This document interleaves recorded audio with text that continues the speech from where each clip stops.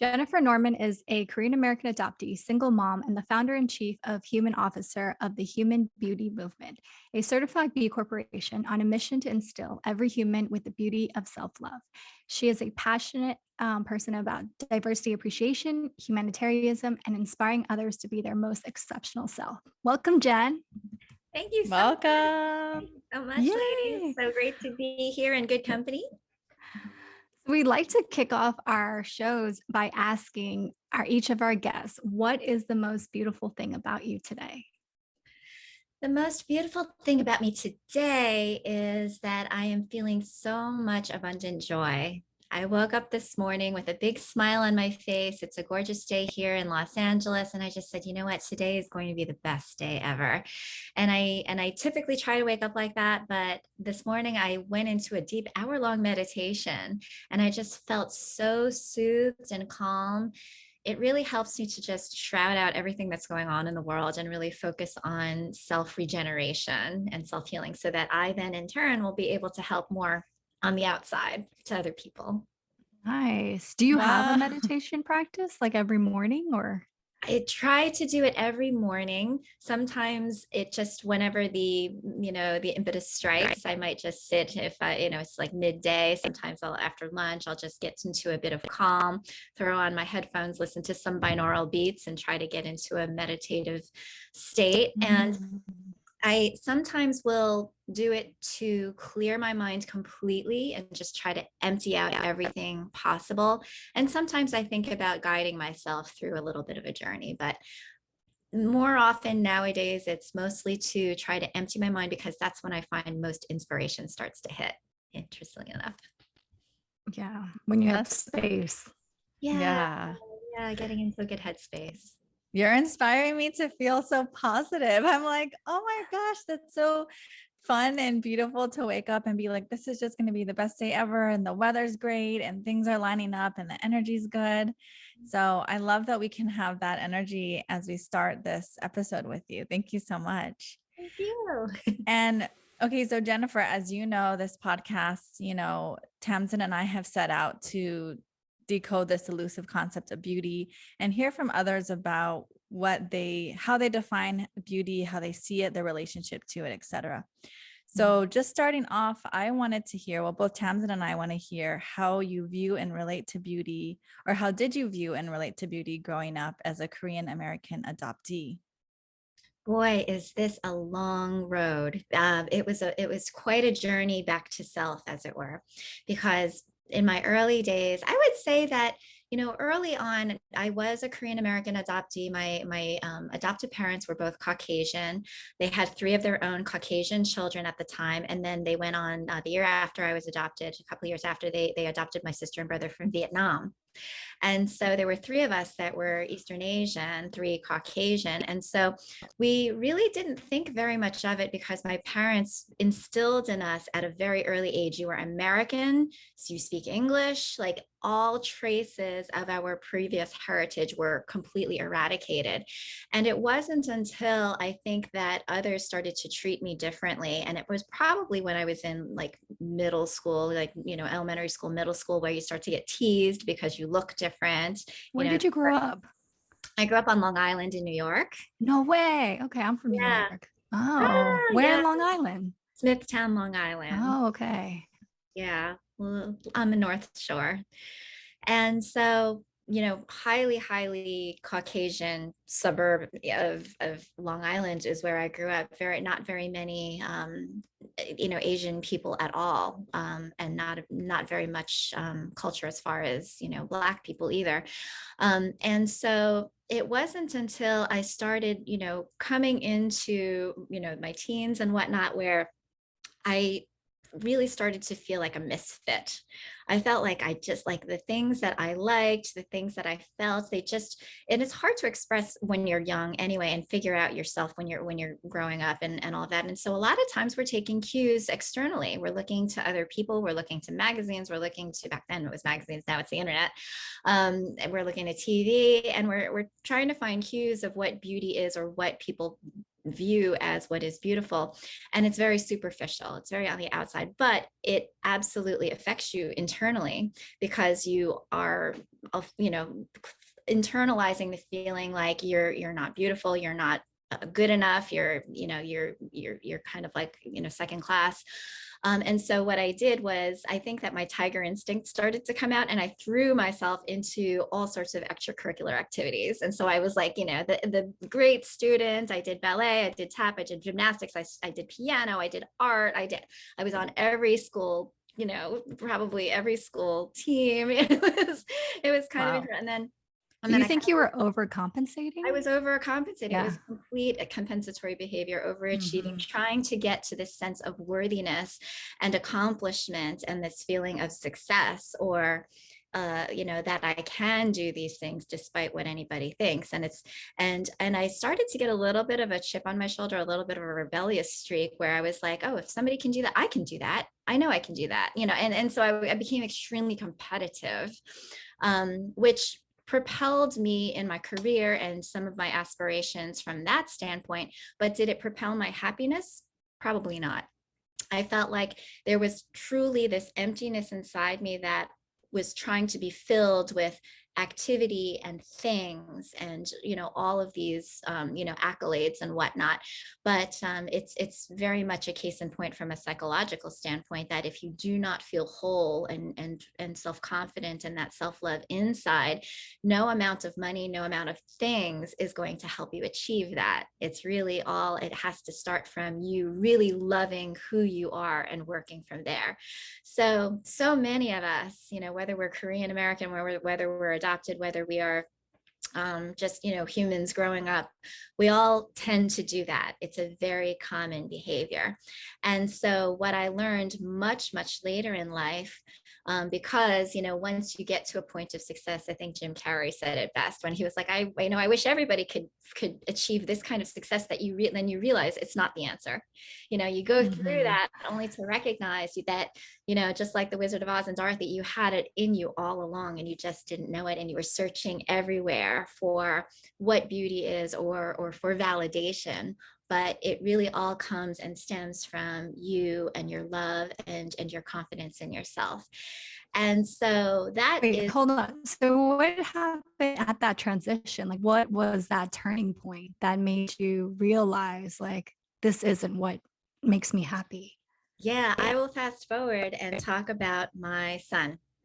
Because when I had my son, I was working, I had a longstanding career in the beauty industry, was very successful. I'm feeling extremely burnt out, but still, you know, I had a son, and I went back to work. And then when he was about 2 years old, he started to show signs of illness. And I was curious about what it was, and none of the doctors really knew what it was. And it turned out that he ended up moving from a place where he was hitting all milestones, extremely healthy, extremely smart, speaking, you know, like doing all sorts of wonderful things, to he started to lisp. He started to get these spastic movements in his body. He started to not want to walk. Then he started not wanting to crawl. Then he started not wanting to eat. And so Wow. desperately, we tried to figure out what happened. It turned into a crash where he almost didn't make it several times. His heart stopped, and he was in Children's Hospital, Los Angeles, for a period of about 4 months, 3 of which he was probably in like a coma. And you know, was intubated, you know, on all sorts of life-saving measures. And honestly, you know, it was at that point where you know, my husband at the time, we're no longer together, but we quit our jobs and we said, you know, whatever it takes, we are going to see what we can do to support life, because he deserves a chance to live, and we'll find solutions. We know that eventually technology, medicine will catch up, and we'll figure this out. He was diagnosed with a very rare disorder, which is called a mitochondrial disease. And what that is a global uh, deficiency of energy in the body. And so what happens is, when the body, let's call it at 2 years old, when it is, you know, you're going through these growth spurts, when you're all of a sudden starting to get colds, you're getting out into the world and in touch with other kids, you start compromising your body's ability to be able to support normal systems as well as overcome stress. And so he essentially crashed. He got to this point where he had so much stress on his body at 2 years old that it all of a sudden started to manifest, and it started to show up as him not being able to function properly. The long and short of it is that when he was in that situation, I think that most people that are faced with dire health crises in their lives, whether it be themselves or their children, it really shifts all sorts of priorities, doesn't it? It really Right. creates a stopping ground where you really assess all the things that you've been doing in your world, all the things that had mattered to you, and recognize how so little all of that mattered. And what really does only matter is life and love and happiness and joy, like your family and everything that you have that has a heartbeat. Those are the things that really matter.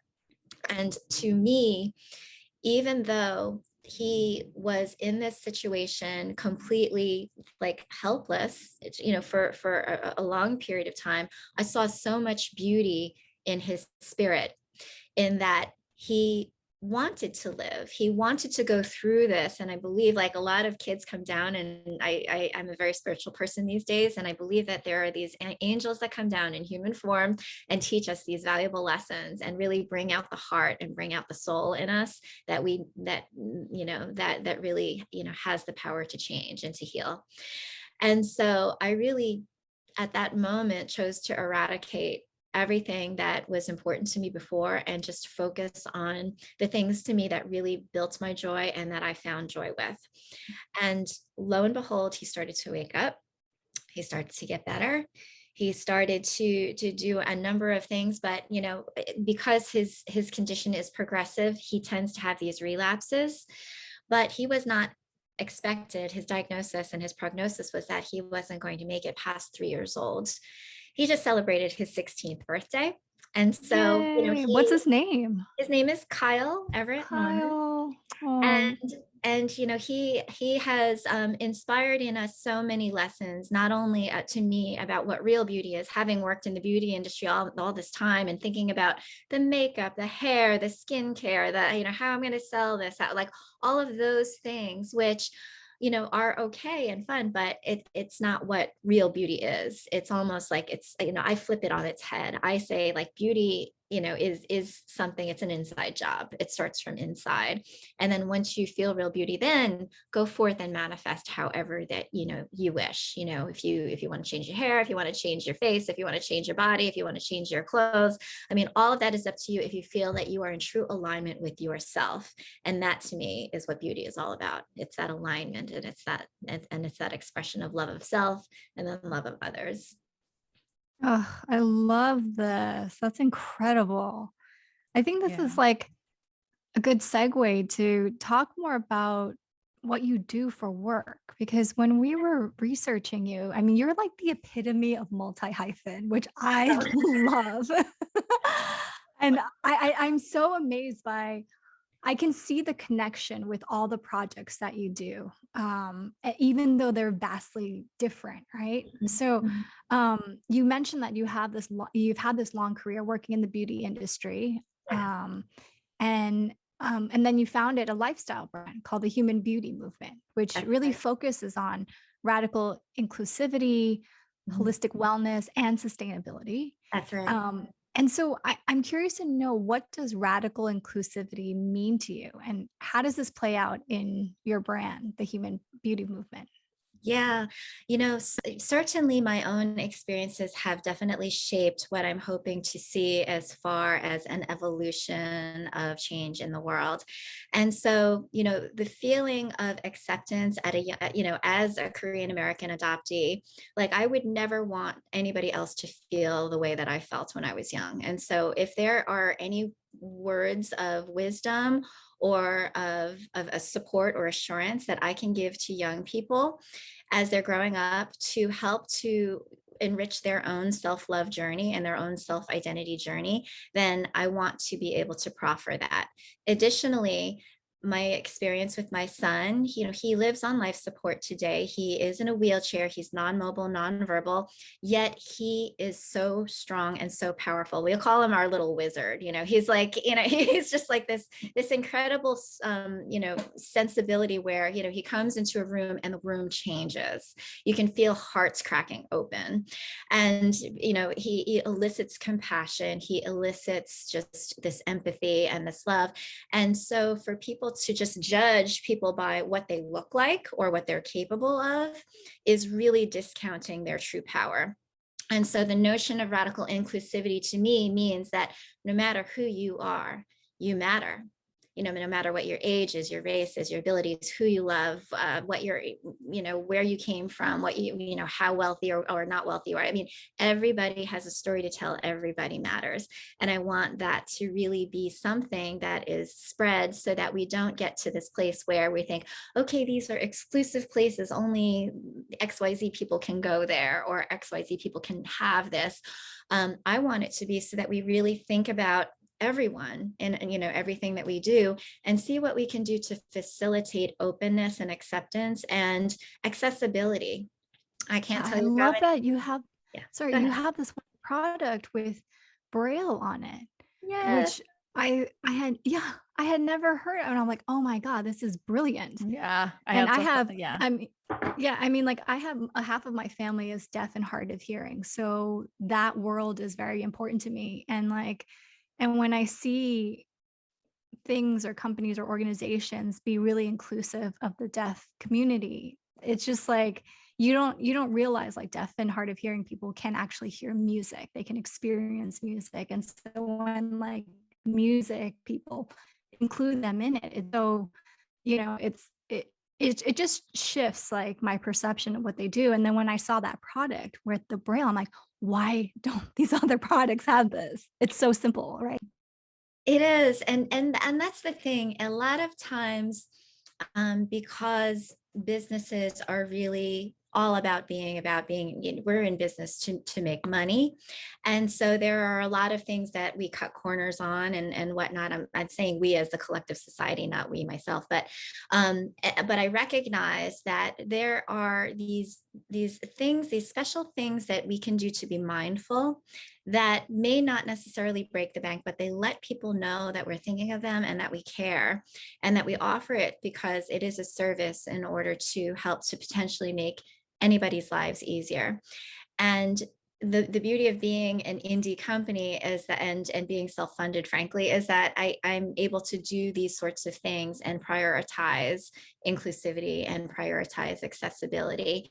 And I strive to do things from like the way that the website is built for, ADA compliance, and making sure that, we're alt tagging everything to the Braille tags, which we offer on every single one of our skincare products. And will continue to do so, even knowing, not everybody knows Braille. Not everybody who is blind knows Braille. There are other avenues to be able to, to find out what packages are. But for those that do know Braille, and for those that maybe don't even have access to that kind of technology yet, this is an option for them to let them be able to discern what their beauty products are in their bathrooms. Mm-hmm.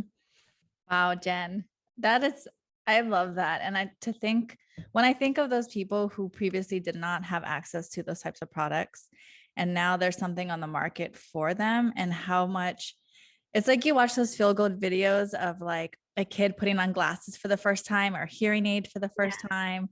And I'm kind of picturing that similarly for young adults or whoever they may be that are using the products and able to feel and have that empowerment and that independence, and knowing that they know exactly what they're going to be using. So that's really, really wonderful, Jen. And I wanted to hear, so your involvement in the children book series, Super Captain Raveman, is that Yes. just another extension of all of, the things that you are putting forward in the world and trying to share with everyone? Or can you talk more to our audience about your involvement in that? Yes, I absolutely will. The Adventures of Super Captain Brave Man was an idea that we came up with, and it really stemmed from our experience with my son Kyle and taking him out, taking him to the park, and recognizing what a learning opportunity there is, or what a teaching opportunity there is to not only young kids, but also their parents about disability or about different kinds of whether it be physical or neurological differences. And so we decided to come out with this book series as a children's book series to be very easy to understand and to really offer these bonding moments for parents or teachers or medical practitioners, whomever, to share with children and really teach them at an early age about friendship, kindness, and diversity. So that we believe that once they do have this equipment with them, that they know, oh, that's a person in a wheelchair. Oh, that's a person with autism. That's a person who has Downs. They can recognize it. And it's not scary. It's not uncomfortable. They know that they can just go up and say hello and be friends. And there are certain things that they can do to really break down barriers and make everybody feel more welcome. And so we're about 5 books deep. I have them with me. They're right here. The Do Adventures you of Super write Captain them? Brave. Do you write the And stories and yes, illustrate? I write most of the stories. I have actually taken on a couple of other authors as well. So we're doing it as a team, but the same illustrator has been doing all of the books. His name is Victor Lodovico, and he's absolutely magnificent. And so the stories are essentially taking the character who is Kyle, that's based off of my son's character, in a wheelchair, and he goes through his day and he comes across kids and he recognizes, oh, somebody's in a wheelchair, or, oh, somebody has Down syndrome. He sleeps that night and he goes into a dream state. And so in his astral state, if you will, if in his dream state, he turns into his alter ego, which is Super Captain Brave Man. And he helps to teach kids lessons and, do super things with kids. And then it all kind of comes around in full circle towards the ends of the books. I won't give them away because each one is definitely unique and special. But yeah, we are really, really excited that these have taken off as much as they have. It started as a side project, and it continues to be, something that I'm extremely passionate about, because again, about the whole notion of radical inclusivity and of really making it family friendly, of making it so that everybody can really, from the start, get into a place of more kindness, more empathy, more love. I Special. love that. And I'm curious to know, how do you teach your son about his own beauty?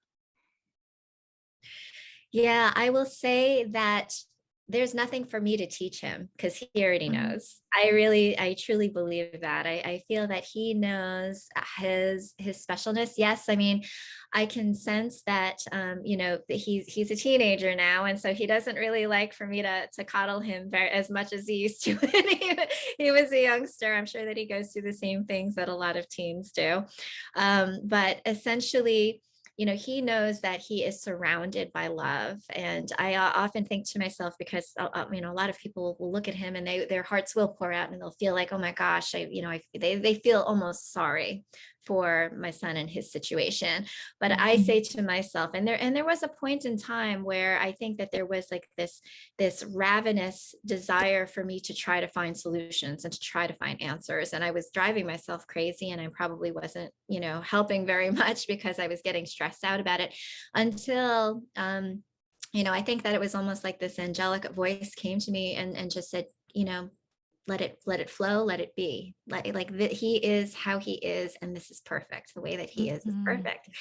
And he has a job to do, just like we all do. We're here for a dharmic reason, and he's doing it. And so long as he is fulfilling his dharmic purpose, then he's going to be in this situation, and just let it be. The answers will come. And so once I was able to release that, any sense of guilt, any sense of burden, any sense of, of dissonance in me, it was like a breath of fresh air. And immediately I feel like we were surrounded by so much even more joy and beauty in just knowing that we were together, and that we have every moment, like every breath is a gift, every moment is a gift. And so let's just spend that time loving and being happy and making it as goofy and fun as we possibly can, because that's what life's about, and so he's taught me much more about beauty than I can ever teach him. I love that. Yeah, that's what I was just gonna say. I was like, well, it sounds like he's really taught you about beauty. Is there more you want to share about that aspect specifically? I mean, I know we've been weaving it in and you've been sharing with us so generously about that process for you, but we'd love to continue to give you the opportunity if you wanted to speak more on that specifically with your own beauty and that relationship with Kyle. Yeah, I would say that for me, there was definitely an opening up of spirituality, because during that period of time where I was struggling and striving, I think I called just about every intuitive that I knew. I had him doing Reiki, I had him doing acupuncture 3 times a week. I had him do like all of these things, all of these modalities. We were, doing healing from Eastern and Western. I explored CBD, and one of the reasons why I put CBD in my skincare products was because of the profound benefits that I noticed when I was looking at healing plant medicine. And so, his being in my life has really taken me on this journey back to myself. And I feel that I've come to this place where, as I've opened myself up to recognizing that we are so much more than our physical beings, then I was able to release a lot of the anguish that I felt about looking in the mirror and just not liking what I see, or all of that drudgery that women and men tend to feel when the mirror doesn't show them what they necessarily want to see. And so after that, it really became much more affirming, where there was a lot more acceptance of my physical self, and a lot more focusing on the ability of loving myself enough to be able to give to other people. And I think that that's a critical thing to know too, because I think until we do that work and we give, and it's a wonderful thing to be able to give, but what happens is you start to end up getting burnt out and depleted because you're giving from an empty vessel. And so that's, I believe, what was also happening, where for a period of time I had to go on antidepressants. I had to really scale back on work, because I was really just fried. There were a lot of sleepless nights, because I do his caretaking as well on the overnight, and so I'd wake up, and there were days where I would be crying myself to work. Like I would literally be going off, and I was just so exhausted and depleted that I couldn't function properly. And so really recognizing that I didn't have to do it all, from that place of feeling pressured from outside, what the ego does, and feeling like, okay, well, if I don't do this, I'm not going to be as successful as I should be. There's that word should, right? You start judging yourself all those ways.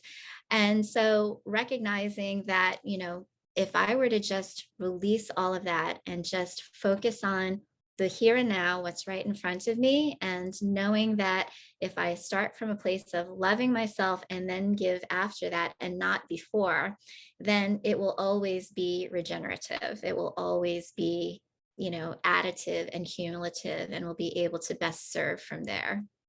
Regenerative is such a good word for it. Was Mhm. there like a light bulb moment that because we all know these things, like, okay, I gotta take care of myself before I take care of other people. And we try and try and try, but it's so hard to prioritize ourselves. And I'm guessing I'm not a mom, but like I have a mom, right? So I've Happy. treated moms, and it just seems like mothers have a much more challenging time with this. So was there like a light bulb moment where you're like, you know what, I got to really focus on myself before in order for me to take care of the people that I love?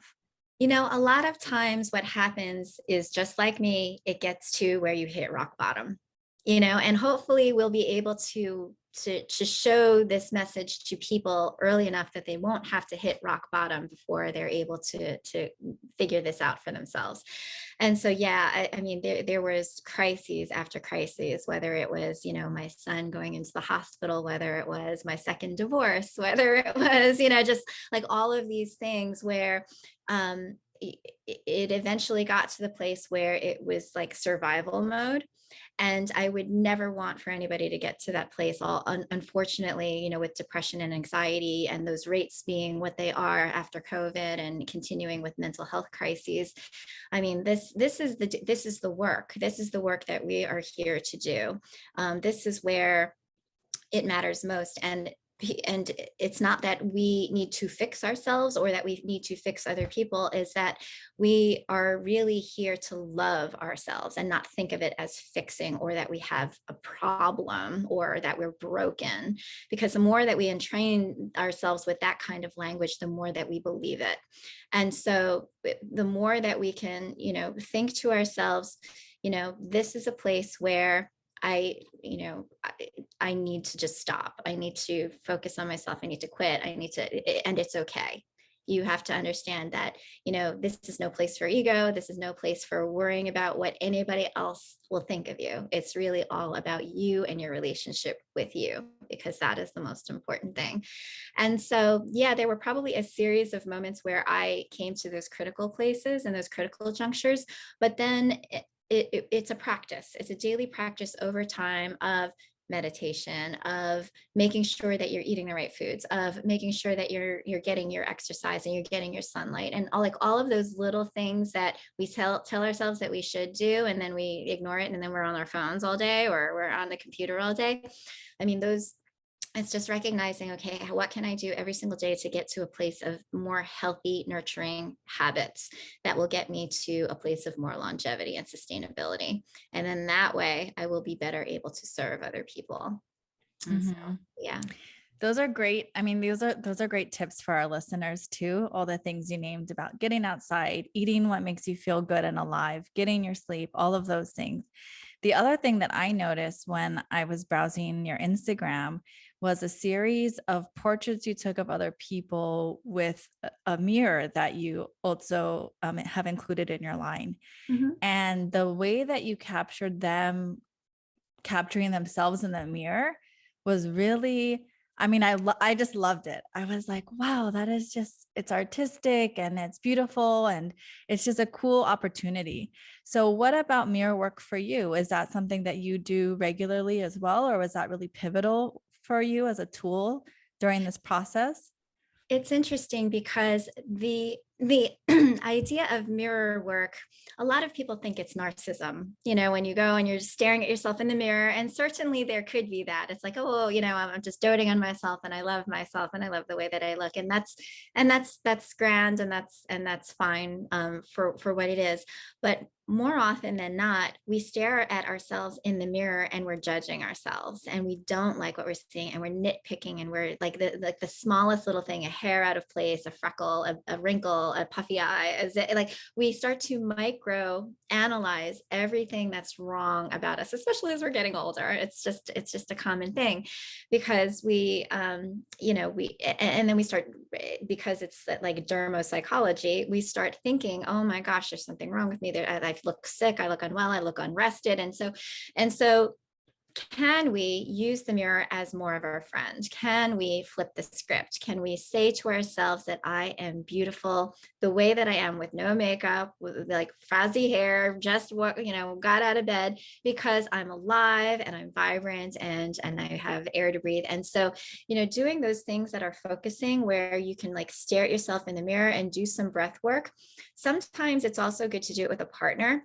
Like putting the mirror aside, just staring and doing eye gazing is a very powerful practice, right? It's uncomfortable and it's awkward at first, but it's super vulnerable. Yeah, you feel so vulnerable. Or if you're standing in front of a full length mirror and trying to find what you like about yourself, it's not so easy. But doing it helps to continue the positive reinforcement of messages back to yourself.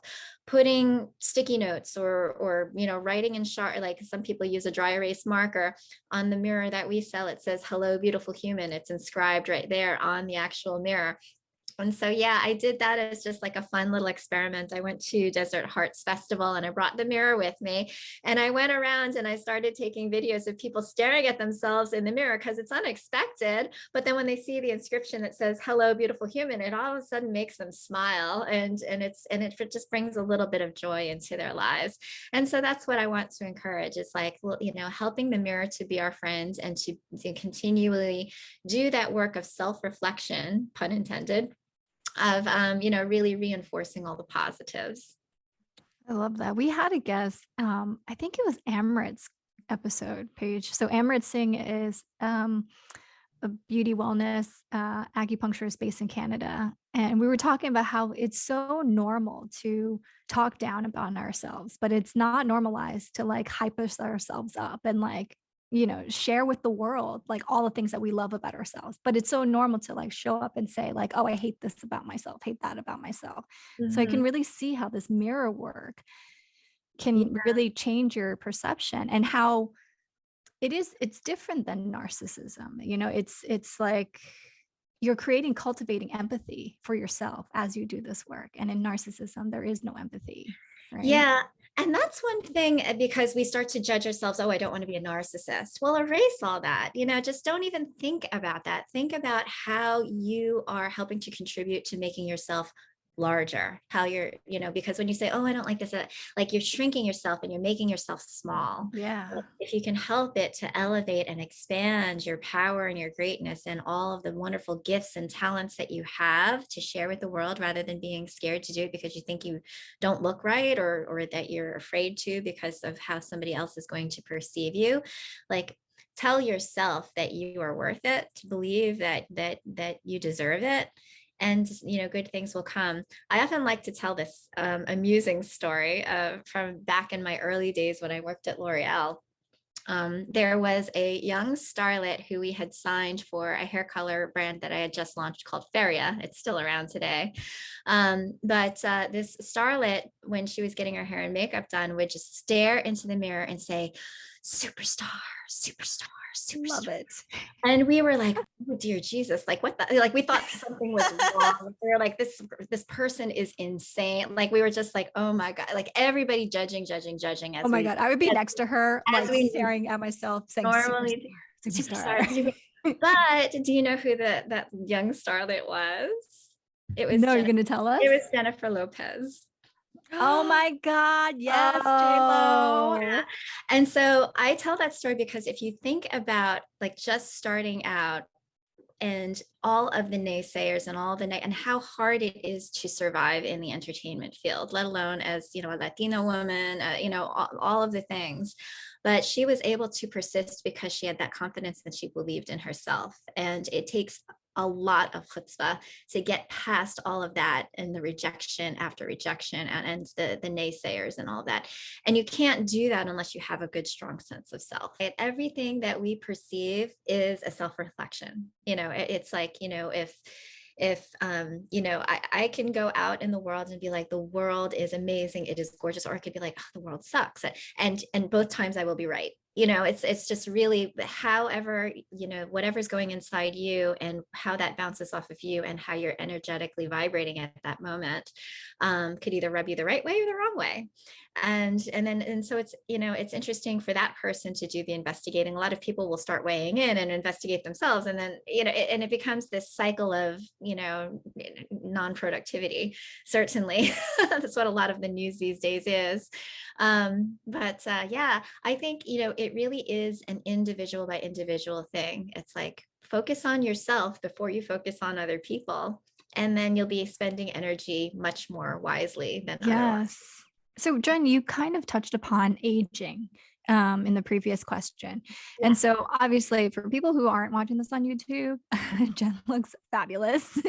And you have a very youthful spirit, though, too, that really shines out, and this essence of whatever youthfulness is. Like I see it as, because of Chinese medicine, when I see older people that have this youthful spirit, it really reminds me of the fire element, which is very much the element that children have. It's this like curiosity about the world, this like charm, this like wonder, and it's so magnetic, and we're drawn to it. And so I'm curious to know, as someone who has a privilege of appearing physically youthful, right? How have you been navigating ageism and getting older? Yeah, and thank you for what I will call a compliment. I'll be 52 next month. And so I will say that I've always looked younger than my age, which had been what I would perceive as a detriment earlier in my career, because going out for that job and looking like you're 12, or going to that big sales meeting and you getting up and giving a presentation, like no, like I perceived that people weren't taking me seriously, or were just brushing me off to a certain degree, in some of the circles that I had been in. And so I'd always try to mask my age by appearing older.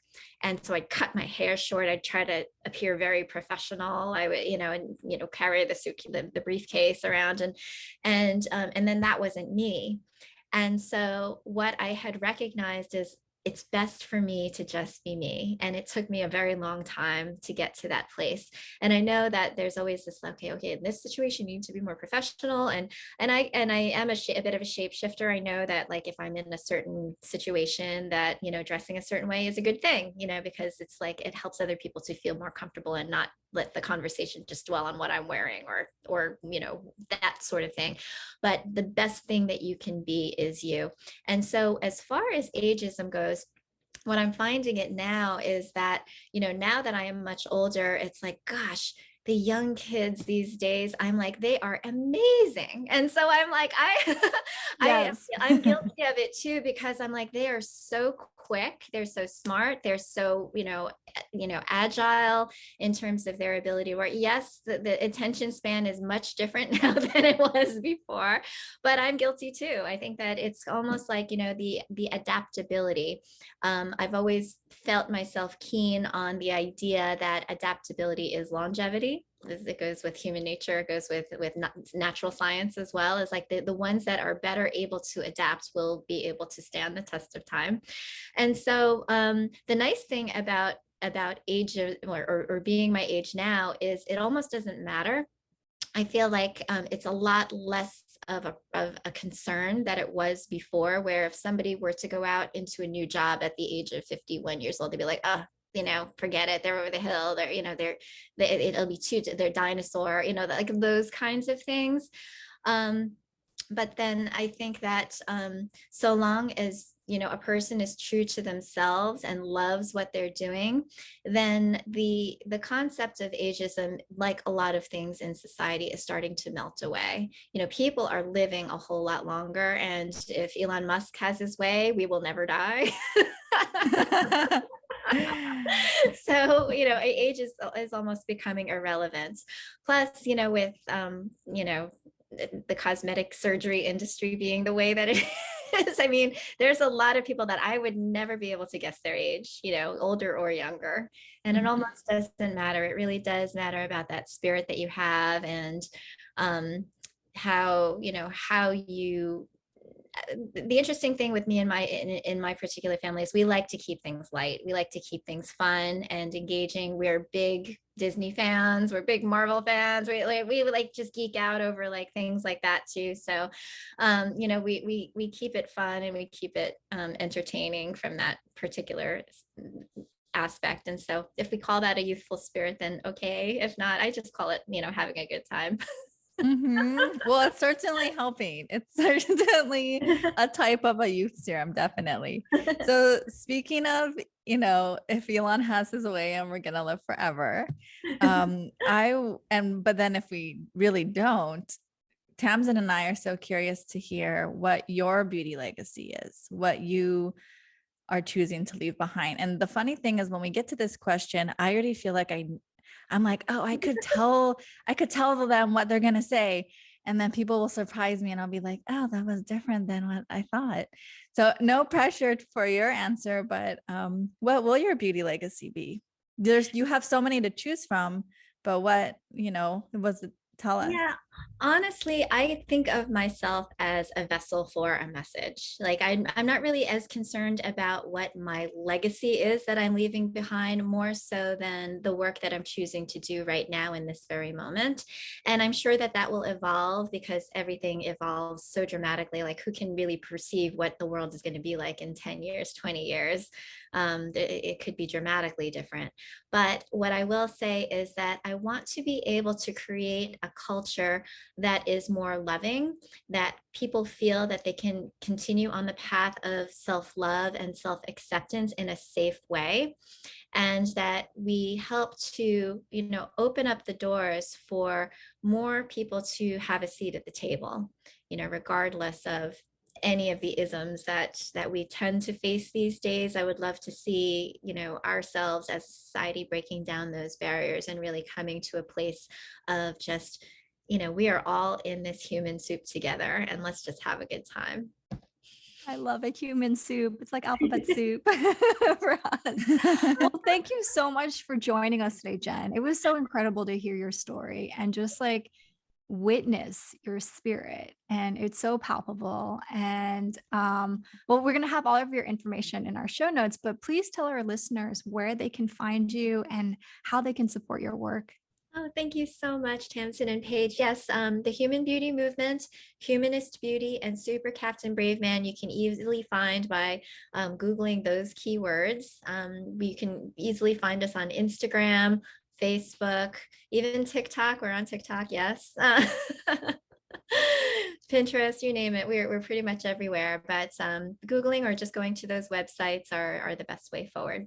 And we do have a community, which is called the Human Beauty Movement Community, which I do encourage everybody to sign up for. We have these wonderful free offerings of meditations, guided breath work, journaling sessions, and there are also some really high value paid ones too that are happening, and more are coming on, with every month. So definitely check us out.